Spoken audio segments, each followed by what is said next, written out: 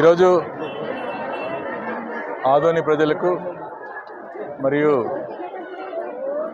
తొలి వైకుంఠ ఏకాదశి శుభ సందర్భంగా ఇక్కడ సామాజిక వర్గ వారు మమ్మల్ని ఇక్కడ ఆహ్వానించి అందరు భక్తులు కూడా ఇక్కడ అన్ని సౌకర్యాలు కల్పించారు. మరి ఎన్నో ఏళ్ళుగా ఈ సంప్రదాయం నల్లపాండురంగ స్వామి గుడిలో అనాదిగా వస్తుంది.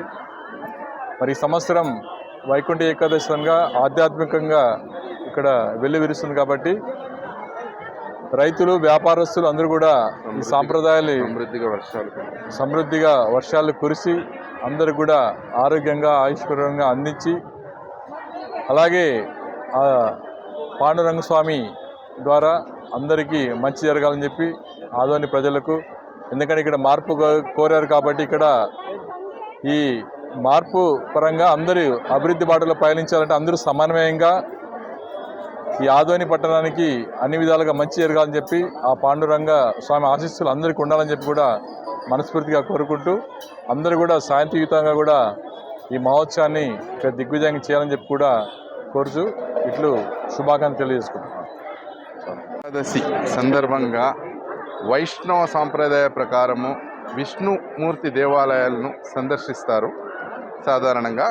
కాకపోతే మన ఆదోన్లో అతి పురాతనమైన గుడి నల్ల పాండురంగ స్వామి గుడి చాలా శ్రేష్టమైనది. స్వయంభూగా వెలిసినాడు ఆయన. ఆ గుడి కూడా ఈ గుడికి సంబంధించిందే, విక్టోరియాపేట పాండురంగ స్వామి గుడికి సంబంధించినదే ఆ గుడి కూడా.